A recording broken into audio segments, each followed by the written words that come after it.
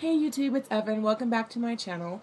Today's video is going to be another Herb Saturday video, and it's going to be about rue. This video has been requested by several of you guys, so I hope those of you have requested it. I hope you learned a lot from this video, and give it a thumbs up if you want to see more Herb Saturday videos. So yeah, without further ado, let's just jump right in, because you guys know how I do it. The ruling element of rue is fire, and the ruling planet is the sun. For some reason, I want to say the ruling planet is fire and vice versa, so I said it right. Good, yay. So this plant in particular likes tons of sunshine if you're growing it. It usually grows out in meadows and really sunny, really sunny and open areas. And they do grow in little bushels, and they can get a little bit out of control if you don't kind of maintain them and trim them. So definitely, if you do have rue growing on your property, I do recommend trimming them up a little bit and just kind of maintaining their shape, because they do kind of have a habit of overgrowing other herbs in the area. So let's talk about some power flows that you can use for rue, like some good things that rue is good in. The first thing that comes to my mind when I think about rue is anything that has to do with uncrossings or unhexings, all forms of banishment, ridding of negativity and evil, things along those natures, as well as it's pretty much all purpose. It's really good for anointing, especially if you are using items and, as I said, a banishment spell or high protection. It's also really, really good for home protection against the elements, which I'll get down to that right now, which is ways you can use it. It's said that if you do grow rue within your property, that it does protect your home from lightning and storm damage, basically, like such as that. Flooding, it's said that if you do grow the tree, that it will definitely kind of not only protect your property of like storm hazards and things like that, but also from negativity, and also from people from cursing your property or cursing you. It's just kind of, like I said, an all-purpose plant. You can use it for a lot of different things, and it's really good to grow in your property for a multitude of reasons. Now, they do have little tiny berries sometimes. Not all of them do. I think just the females do. I'm not too sure. But one way you can use them is you can kind of string them along, and you can wear them as a necklace, and you can use that for healing spells.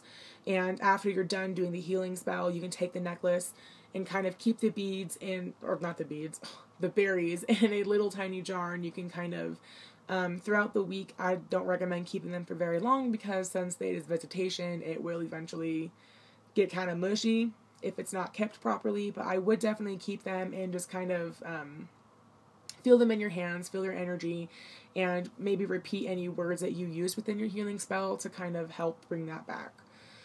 Also, back to the whole lightning thing, this is kind of all over the place, I know. If you don't grow rue on your property, then you can take some of the branches and you can make a little wind chime out of them, and that will also help with storm damage and things of that nature. You can also use it to divinate. If you take a small amount of the leaves and you just sprinkle it across some purified water. It doesn't have to really be purified, but that's just what I use when I'm divinating, especially if I'm using water at home, unless I'm outdoors.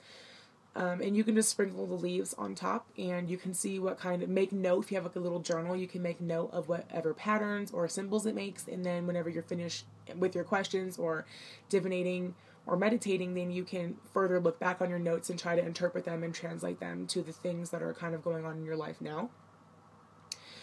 You can use the oil to cleanse anything, altar items, cursed items, yourself. You can put a little bit of the oil on your temples. In some cases, I've heard it kind of can irritate your skin. So I would do a little test strip, like on your wrist right here, just to see if a rash occurs or if it gets itchy or anything. I personally don't have this problem with this herb, but I know that some people do kind of have herb allergies, not just with rue, but all herbs. So be careful if you are putting anything on your skin for the first time in any kind of form, whether it's jasmine, rue, sage, rose, lemon, whatever it is. Just do a little test strip just to make sure that you don't have allergies to the concentrated high form of the oil.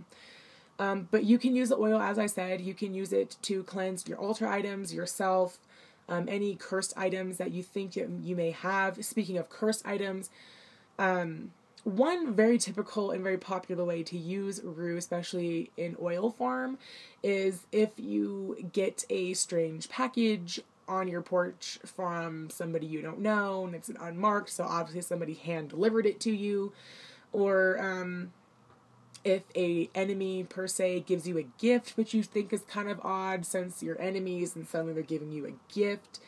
Don't even touch the item. First and foremost, don't even bother to touch the item. Go inside, go get your rue oil, and literally drench the subject, drench the package or the doll or the gift or whatever it is in the rue oil, and that will automatically dispel and distinguish any kind of evil or negativity that might be associated with. So, yeah, those are some ways that you can use rue. Again, sorry this video was a little all over the place. It wasn't, I guess, as strategically thought out as my other herb videos. This week has been extremely busy. I'm trying to get some of my Austera things together so I can do an Austera video for you guys. A lot of you guys have been asking me about that, so I definitely want to do one.